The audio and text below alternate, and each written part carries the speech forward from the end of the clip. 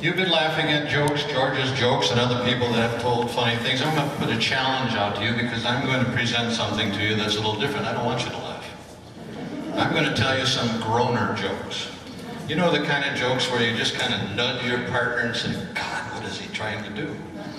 So let's try a couple of those and you see if you can keep from laughing. All right? Do a lot of nudging, see if everybody gets black and blue ribs. All right, here's this businessman. He's up on the stage with a bunch of professionals and they're doing a career seminar. And he opens up his briefcase because he's coming up very close to make his presentation. He forgot his false teeth. So the guy next to him says, I can help you with that. He opens up his briefcase and says, here, try these on. He says, oh, I don't know, they're a little loose. Well, here's another pair, try these on.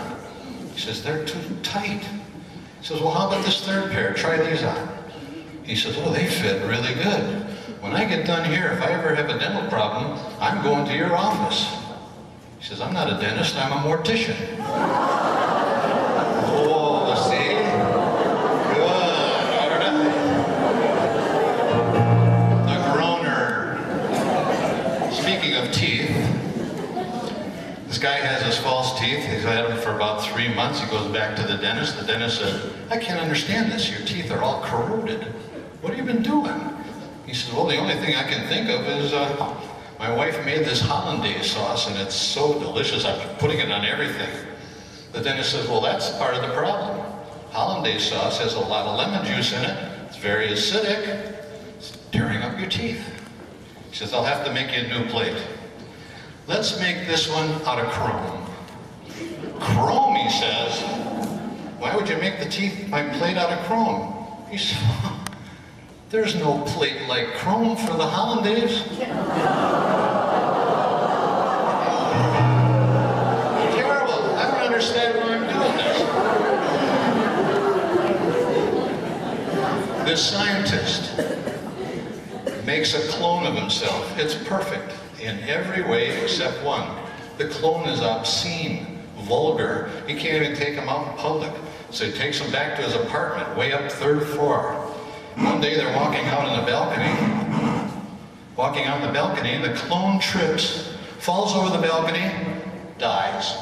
The police come and arrest the scientist. You know what the charge was? Making an obscene clone fall. Oh yeah, see? Easy for you to say. This couple had a pair of twins, and they couldn't raise them. They didn't have the money, so they decided they'd have to adopt them out. So they said one couple came from Mexico and took one of the twins. They named him Juan.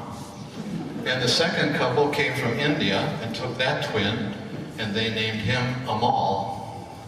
And about years later, the wife said, you know, honey, I'd like to go back and see those twins, see what they're doing, how they've grown up. He says, well, you know, I think we could afford the trip to Mexico, but I don't think we can afford the trip to India. But that wouldn't make any difference, he says, honey. They're twins. Once you've seen one, you've seen them all. Sorry.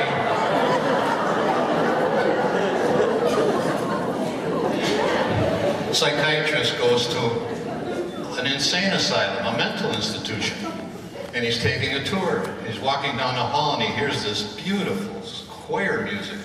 They're singing Ave Maria.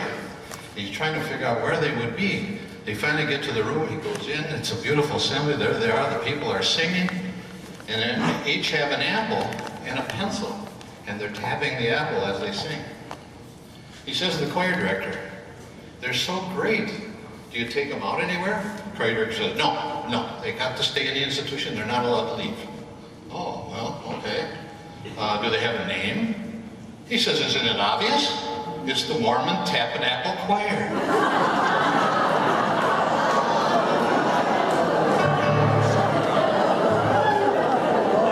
You're doing a wonderful job, though. Banging everybody. Okay. You know, remember George Bush, our ex-president? He's in the airport. waiting for his flight. And he looks over to the side, and in another line, he sees this man, tall, gray hair, gray beard, big red robe, and a staff. He goes over, he says, "Are you Moses?" He just turns away. He says, "Hey, I'm trying to talk to you.